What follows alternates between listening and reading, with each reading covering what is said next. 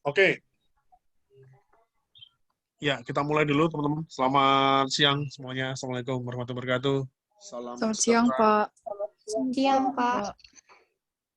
Sehat-sehat ya semuanya. Iya, Pak. Sehat, Pak. Masih semangat toh untuk kuliah?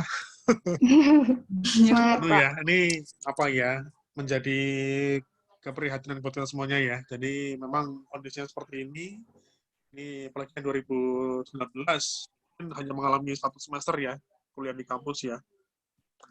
Habis itu cuma dapat 1 pertemuan, terus langsung diminta untuk berhenti kita belajar di kelas. Dan saya harap ini tidak mengurangi semangat buat teman-teman, karena ini proses masih panjang, teman-teman. Ini kan ada semester 4 ya, semester 4 itu masuk ke semester pertengahan, nanti masuk di semester 5, semester 6, itu mungkin bisa dibilang semester-semester yang sibuk ya bagi mahasiswa, terus mengembangkan diri, dan saya harap teman-teman selama belajar online, cari aktivitas yang positif. Kalau misalnya ada yang masih di kampung halaman, bisa coba untuk bisnis. Saya nggak tahu, mungkin beberapa kondisi di kota yang lain lebih aman daripada di Jogja, sehingga mobilitasnya juga lebih tinggi. Itu juga istilahnya bisa membantu teman-teman untuk mencari aktivitas yang lebih positif ya. Oke, teman-teman, ini mata kuliah perilaku konsumen. Ini mata kuliah pilihan ya, artinya mungkin tidak semua berminat ya untuk mengambil mata kuliah ini, dan saya berasumsi ketika teman-teman mengambil mata kuliah perilaku konsumen, ini teman-teman punya ketertarikan ya, punya peminatan terhadap yang namanya dunia usaha. Dan saya harap besok kalau teman-teman ingin jadi bisnis ya, atau pengen membuka usaha, pengen membuka bisnis, saya kira perlu kembali mempelajari lebih dalam ya tentang perilaku konsumen. Karena ini menjadi aspek yang penting dalam sebuah bisnis, teman-teman. Jadi paling enggak dengan mata kuliah ini bisa menambah wawasan, bisa menambah gambaran lagi bagi teman-teman yang besok mau cari kerja. Karena ini bisa dikembangkan untuk macam-macam ya. Anda bisa buka usaha, Anda bisa kerja di marketing, bisa menjadi admin sosial media, ya bisa mungkin menjadi apa istilahnya analis ya di marketing. Karena yang perlu dipahami, sebuah usaha itu bisa stabil kalau kita memperhatikan kondisi atau perilaku konsumen. Oke, ini kelompok 11, ini produknya kebetulan pensil warna. Tentu sudah tahu ya, pensil warna dari zaman Anda SD sampai SMP, saya kira juga pernah memakai pastinya. Dan kita tahu bahwa yang namanya pensil warna itu banyak mereknya, dari mulai merek yang mahal sampai merek yang murah ya, dan tentunya masing-masing punya target dan segmentasinya yang berbeda.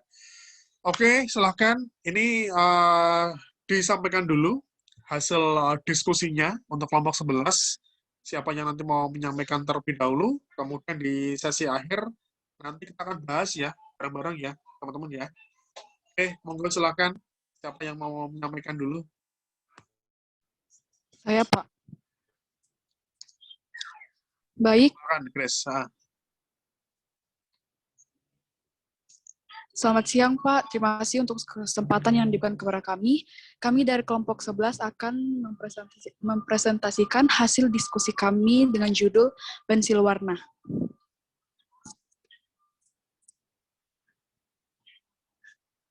Tapi sebelum kami masuk ke dalam pembahasannya, kami akan memperkenalkan diri kami masing-masing. Nama saya Grace Putri Mangarub dengan NIM 1908-10547. Dan saya Dwi Oktaviani dengan NIM 1908-10252. Saya Dewi Fadila Pauranan dengan NIM 1908-10556. Saya Claudia Angela Alobua dengan NIM 1908105555. Dan yang terakhir, saya Erifin Suramas dengan NIM 1908-10557. Berikut kami akan membahas pertama, yaitu pengertian pensil warna.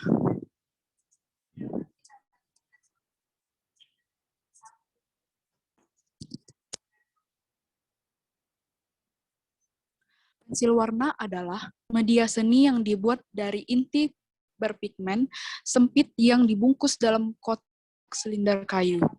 Pensil warna merupakan perkembangan dari pensil hitam, di mana untuk memenuhi kebutuhan para seniman atau ilustrator. Kegunaan dari pensil warna yang praktis memudahkan dalam membuat karya seni seperti desain, ilustrasi, dan drawing.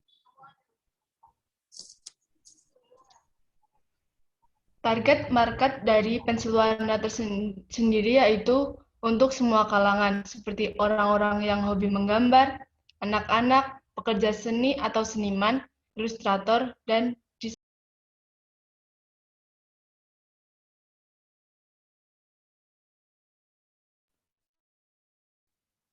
Selanjutnya, metode pemasaran atau strategi pemasaran.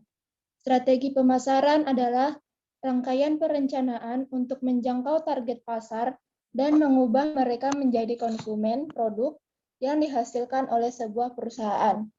Strategi pemasaran yang digunakan yang pertama dengan cara menarik konsumen, yaitu buat konten yang unik, membuat event atau acara workshop untuk memperkenalkan produk, membuat packaging produk semenarik mungkin, membuat iklan lewat sosial media secara kreatif, dan mengenali pelanggan dengan baik. Strategi yang kedua yaitu penjualan dilakukan melalui sosial media seperti Facebook, Instagram, Twitter, TikTok, maupun website, dan platform terpercaya seperti Shopee, Tokopedia, dan lain-lain.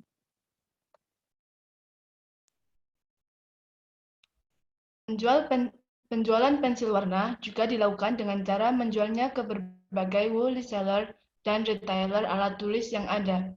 Hal ini dilakukan agar produk pensil warna dapat tersebar ke konsumen di berbagai wilayah di Indonesia.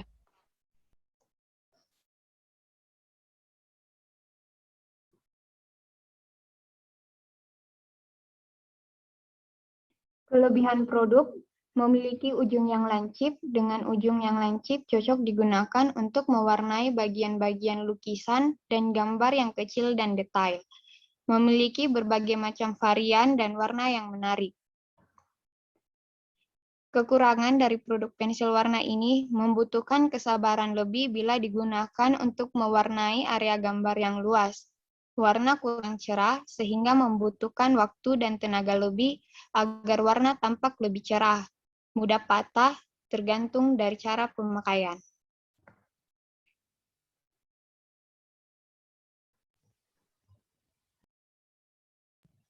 Kelebihan dan kekurangan pemasaran. Kelebihannya, media sosial dapat membangun hubungan pelanggan dan menawarkan jangkauan yang luar biasa. Menawarkan jangkauan yang luas dengan potensi viral marketing. Traffic yang dihasilkan bisa sangat ditargetkan alat media sosial relatif mudah. Selanjutnya, kekurangan. Penargetan sangat rendah karena keragaman dan luasnya khalayak. Pengunjung menggunakan media sosial untuk bersosialisasi dan tidak tertarik dengan iklan. Traffic sebelumnya dalam tahap belajar dari proses pembelian. Oleh karena itu, jauh lebih penting untuk menginformasikan dan mengajarkan dibanding menjualnya langsung. Media sosial dapat menjadi alat branding yang sulit bagi bisnis kecil dan tidaklah mudah membangun awareness.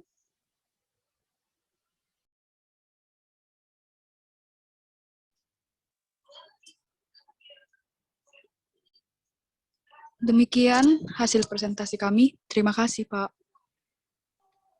Oke, terima kasih, Grace dan kawan-kawan. Oke, diarahkan ke anu aja, ke target market ya. Oke. Oke, sebelumnya saya pengen tanya. Misalnya gini, Grace, kamu asli mana?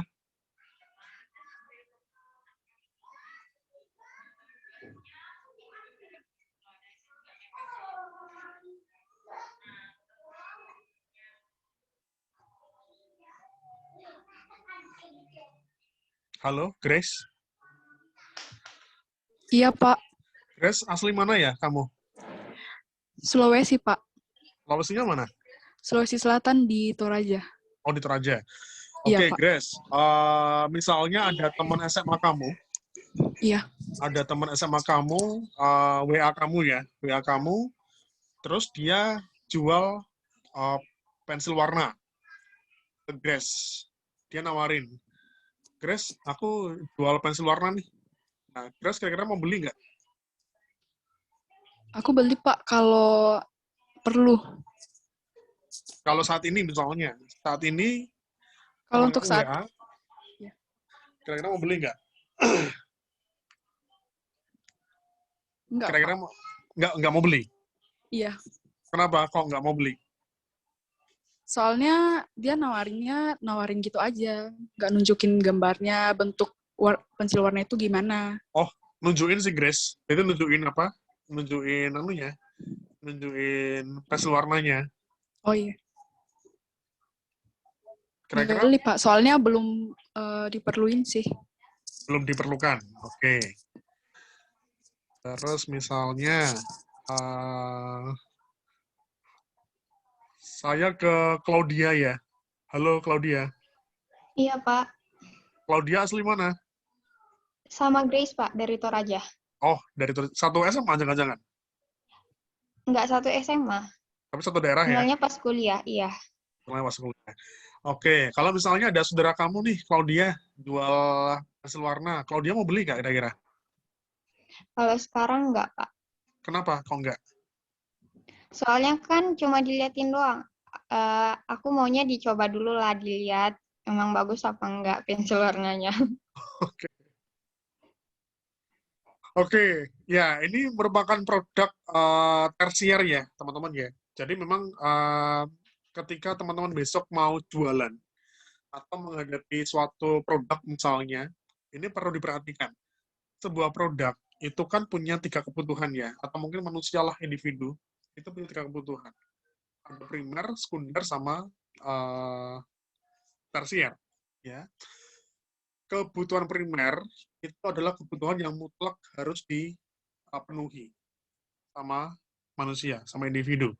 Kalau misalnya nggak dipenuhi, itu bisa mengakibatkan, ya bisa mengalami suatu hal yang akan sangat beresiko. Misalnya, paling contoh, paling gampang, makanan ya. Kalau kita lapar, nggak makan, yang terjadi apa? Sakit perut.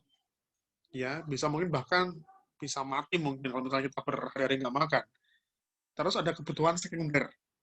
Ya, kebutuhan sekunder itu adalah kebutuhan yang dibutuhkan oleh manusia, tetapi biasanya dipenuhi ketika kebutuhan primer sudah terpenuhi. Sehingga bukan menjadi kebutuhan utama, tetapi juga manusia butuh. Paling gampang baju, ya, fashion, ya. Saya kira mungkin teman-teman juga pernah beli baju lah ya, beli celana, beli kaos, tetapi kan nggak setiap saat ya. Kadang kita butuh banyak pertimbangan untuk membeli kaos, ya. Tapi kalau misalnya untuk beberapa orang, kalau mau membeli baju kan juga harus melihat budget dulu. Karena toh masih punya baju yang lain, masih punya kaos yang lain. Kalau nggak terpenuhi, ya nggak apa-apa. Nah, yang ketiga ada kebutuhan tersier. Ini kebutuhan yang tidak wajib dipenuhi, lebih cenderung ke kebutuhan hedonis, ya, kebutuhan hura-hura, ya. Tetapi yang perlu diperhatikan ada beberapa orang tertentu, ada beberapa orang dengan latar belakang tertentu bisa jadi kebutuhan sekunder menjadi kebutuhan primer. Bisa jadi kebutuhan primer itu menjadi kebutuhan sekunder atau tersier. Nah, pensil warna ini mungkin bisa menjadi kebutuhan primer bagi memang orang yang benar-benar membutuhkan. Misalnya aja, seorang siswa besoknya di sekolahnya diminta untuk membawa pensil warna karena ada lomba mewarnai. Mau nggak mau beli dong pensil warna karena menjadi kebutuhan primer. Kalau nggak dipenuhi ya nanti akan dimarahin mungkin sama gurunya dan dia nggak bisa ikut ujian atau nggak bisa ikut lomba misalnya. Nah, kalau misalnya teman-teman mau menjual pensil warna, oke, di sini kan teman-teman kelompok 11 ini kan menentukan ada 5 target ya, teman-teman ya. Ada orang yang hobi menggambar, ada anak-anak, ada pekerja seni, ada ilustrator, dan ada desainer. Nah, masing-masing tentu punya kebutuhan yang berbeda terkait dengan pensil warna. Oke, teman-teman tahu nggak pensil warna yang menurut kalian paling mahal apa? Secara harga. Ada yang tahu nggak merek pensil warna yang menurut kalian mahal?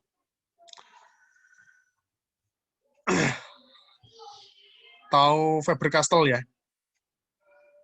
Tahu nggak Faber-Castell? Tahu, Pak. Tahu ya, Tahu, Faber-Castell Pak. ya? Tahu ini nggak? Tahu Prismacolor nggak, Mbak? Enggak, Pak. Enggak. Oke, itu contoh merek pensil warna yang biasanya yang menggunakan itu orang-orang yang memang punya hobi gambar. Jadi kadang nggak dijual bebas di toko alat tulis. Jadi biasanya gini teman-teman, kadang ada beberapa produk yang memang harus dijual secara online karena dia punya target tertentu dan dia nggak dijual bebas di warung, nggak dijual bebas di toko alat tulis karena beda segmen. Kalau misalnya katakanlah mungkin misalnya Mbak Claudia, kamu ke warung di sebelah rumahmu deh, misalnya warung kelontong, bisa jadi dia jual pensil warna. Tapi yang dijual pensil warna yang murah. Karena untuk memfasilitasi anak-anak yang senang gambar. Tapi kalau misalnya mau cari yang Faber-Castell, mungkin nggak ada di situ. Karena beda segmentasinya. Karena harganya lumayan. Jadi kadang orang butuh ke mall misalnya, atau ke Gramedia misalnya, kalau di Jogja ya. Atau bahkan harus mencari ke online. Nah, ini yang perlu diperhatikan sama teman-teman, bahwa kalau misalnya mau menentukan 5 target ini, ada orang-orang yang hobi gambar, anak-anak, pekerja seni, ilustrator, dan desainer, tentu metode pemasarannya juga berbeda. Karena untuk menentukan strategi marketing, oke, misalnya, saya boleh ke bagian metode itu, teman-teman, di slide-nya.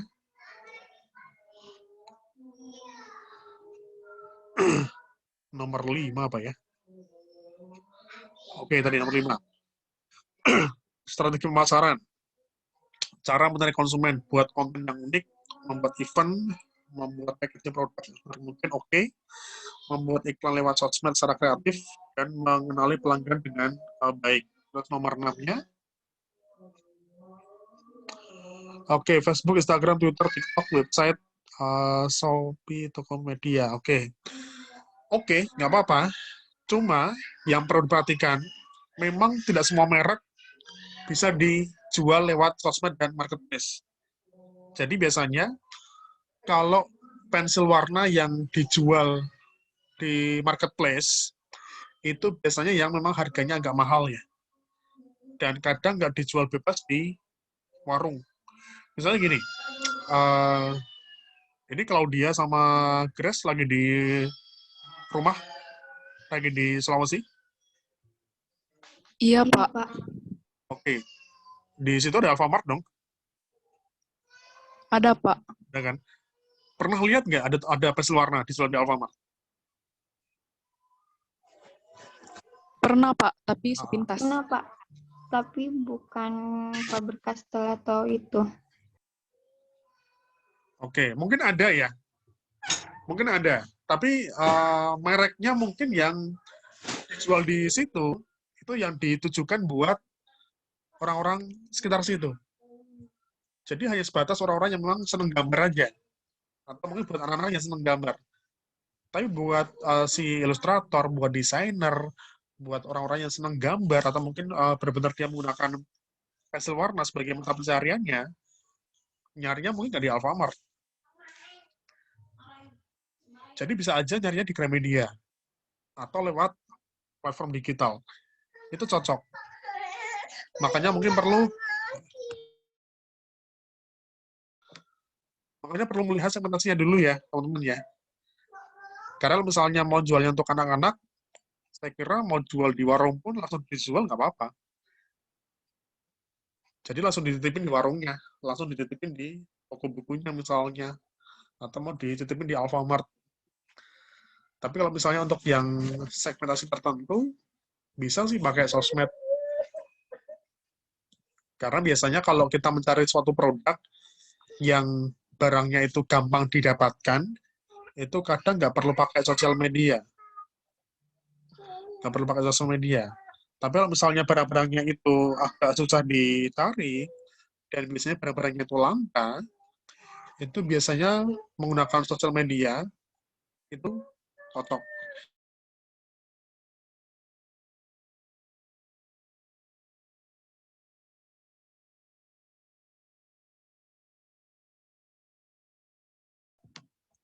Oke, Oke, sampai di sini.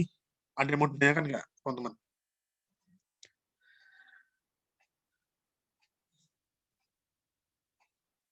Misalnya gini, Belum ada, Pak. belum ada. Sorry, Grace, kamu beli apa? Beli headsetnya di mana? Dengan HP-nya, Pak. Oh, dengan HP-nya. Oke, kamu beli HP-nya di mana? Di Jogja apa di Sulawesi? Sulawesi, Pak. Murah mana, Grace, antara Jogja sama di Sulawesi? Nggak tahu, Pak. Oh, nggak tahu. Kamu nggak melihat harga ya? Kayaknya sama. Kayaknya sama. Nah, soalnya kadang menyesuaikan sama kebutuhan atau mungkin sama menyesuaikan sama tingkat tingkat apa? Tingkat penghasilan seseorang. Jadi ketika kita menjual suatu produk, itu juga perlu melihat kondisi masyarakat yang ada di sekitarnya. Oke, misalnya gini. Saya coba ke Mbak Dwi Okta deh.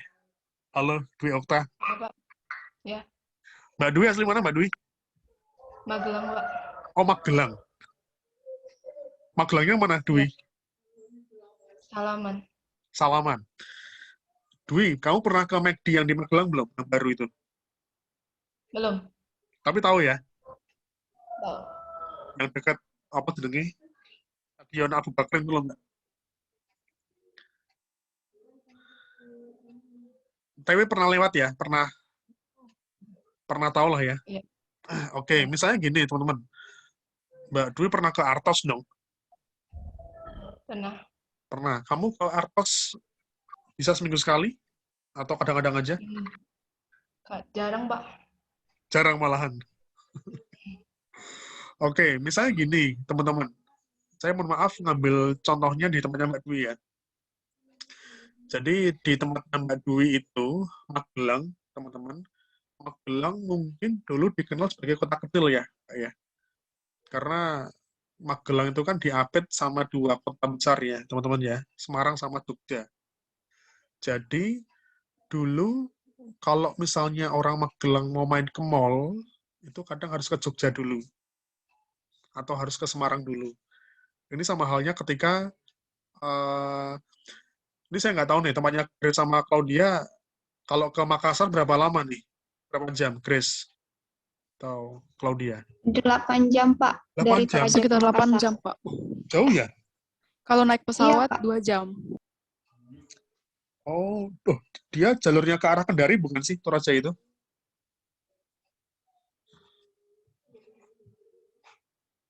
Bukan ya? Bukan ke arah Kendari itu ya? Ya 8 jam lumayan. Tapi kalau saya nggak tahu di Toraja kondisinya gimana, Claudia sama Grace. Sudah ada mall kah? Sudah banyak department store kah? Kalau sekarang di Toraja belum ada mall, Pak. Belum ada, mall. Pak. Terus kalau misalnya mau belanja-belanja bulanan gitu, mau belanja bulanan, mau istilahnya mau nongkrong gitu, kemana biasanya? Palingan ke kafe, terus kalau mau belanja itu ada toko swalayan besar di situ untuk belanja Oh, bulanan. ya, biasanya kayak gitu ada ya. Beberapa kota-kota punya swalayan apa? Swalayan lokal ya misalnya ya. Ya, misalnya mungkin ambil contoh tempatnya Mbak Dwi tadi misalnya, ada beberapa kota-kota yang memang selera masyarakatnya sudah sangat tinggi, sehingga beberapa produk, beberapa merek yang itu hanya dikonsumsi oleh orang-orang kota ya, orang-orang yang mungkin punya tingkat pendidikan lebih tinggi, tapi sekarang pun sudah bisa dinikmati oleh orang-orang yang mungkin berasal dari kota kecil. Karena ya makin ke sini istilahnya tingkat apa ya, tingkat ekonomi orang juga makin meningkat, tingkat pemahaman orang-orang juga makin meningkat, ya, kemudian kebutuhan juga makin kompleks, artinya banyak produk yang tadinya hanya bisa dikonsumsi di kota besar, tapi di kota kecil pun itu sudah bisa dikonsumsi. Misalnya, di Toraja ada Grab nggak, Claudia? Kenapa, Pak? Ada Grab nggak di Toraja? Grab atau Grab Gojek? nggak ada, Pak. Gojek Grab nggak ada? Iya, Oh ya? iya. Terus gimana? Istilahnya mobilisasi warganya berarti masih agak kesulitan ya? Karena setahu saya kalau di Pulau Jawa, di Jawa Tengah pun, kota-kota kabupaten yang kecil-kecil itu sudah ada Grab-nya. Tidak hanya di kota besar. Seperti itu. Kalau di sini ada sih, Pak, tapi bukan bukan Grab. Tapi nggak tahu Bukan Grab. namanya. Iya, Pak. Oke. Ya, itu gambarannya ya teman-teman ya. Jadi memang ada beberapa kondisi sekarang sudah mulai tersebar ya, istilahnya selera konsumen. Nah, ini nanti teman-teman mungkin penulisannya untuk di laporan di UAS-nya nanti dibuat lebih aja ya, lebih terstruktur ya. Jadi paling enggak metode pemasaran itu nanti menentukan dari targetnya aja. Jadi ketika teman-teman menentukan targetnya, misalnya kayak ilustrator, kayak anak-anak dan sebagainya, itu kan tentu metode pemasarannya juga berbeda. Kalau misalnya untuk anak-anak, saya kira tinggal nitipin di warung aja akan laku. Kita nitipin di toko buku aja bisa jadi laku. Tapi ketika kita menentukan target yang lebih tinggi lagi, itu mungkin lebih ke toko besar atau bisa ke online. Kayak kita beli buku lah, ya. Teman-teman tahu ini nggak? Tahu toko buku Togamas nggak? Di Kejayan. Togamas. Nggak tahu ya? Tahu, Jadi Pak. kalau dia tahu, Iya, kemarin pernah masuk. sempat ke situ cari buku. Nah, kalau anak-anak Jogja, mahasiswa Jogja, itu mereka lebih cenderung ke Togamas. Karena secara harga lebih murah. Cuma memang dari tampilan bukunya, dari variasinya tidak selengkap di Gramedia memang. Jadi tingkatannya kalau di Jogja itu Gramedia, Sosial Agensi, baru Togamas. Ya, tempatnya biasa aja sih Togamas, nggak kayak di Gramedia. Nggak nyaman, nggak sejuk, nggak ada backsound-nya. Di Togamas lebih acak-acakan bukunya. Jadi kadang kita harus nyari dulu, baru nemu bukunya. Tapi kadang nggak ada sampulnya ya, nggak ada plastiknya. Itu kadang penampilannya juga agak kurang enak dipandang. Tapi harganya murah. Nah, ini kan juga terlihat apa, tergantung segmennya lagi. Kalau misalnya di Gramedia mungkin bisa kita temui hasil warna yang harganya mahal-mahal. Pastel dan sebagainya. Tapi kalau misalnya di Togamas mungkin ada ya, tapi nggak banyak. Karena segmennya beda. Gitu ya, teman-teman ya. Ini tinggal di Ya, Pak. tinggal dirubah saja. Ini masing-masing segmen itu tentu punya cara yang berbeda ya untuk pemasarannya. Jadi nggak mungkin dong istilahnya seorang ilustrator mau cari pensil warna di warung misalnya. Nah, dia bisa aja pakai Instagram mungkin di situ kan. Akan lebih mudah mencarinya. Oke, gitu aja saya kira teman-teman. Terima kasih ya. Nanti saya minta tolong untuk PPT-nya bisa di-share di grup ya. Biar bisa dipelajari sama yang lain. Oke, Ya, Pak. gitu aja. Ya, Pak. Terima Baik, kasih Pak. teman-teman. Semoga sehat selalu ya. Iya, Nanti Pak. kalau Makasih. Ya, ada Pak. kesempatan kembali, semoga semuanya sehat. Kita bisa bertemu lagi di kampus ya, di situasi yang Amin. lebih aman, di situasi yang lebih nyaman untuk belajar ya. Thank you Grace, Claudia, ya, Dwi, ya, ada Iya, Pak. Elvin juga ya. Ya, Pak. Yuk, sukses ya. Terima kasih. Selamat siang. Amin. Assalamualaikum Selamat warahmatullahi siang, Pak. wabarakatuh. Terima kasih Selamat banyak, siang, Pak. Thank you Makasih, semuanya. Siang, Pak. Pak. Makasih, Pak. Makasih, Sama-sama. Pak. Saya live Sama-sama, ya. Pak.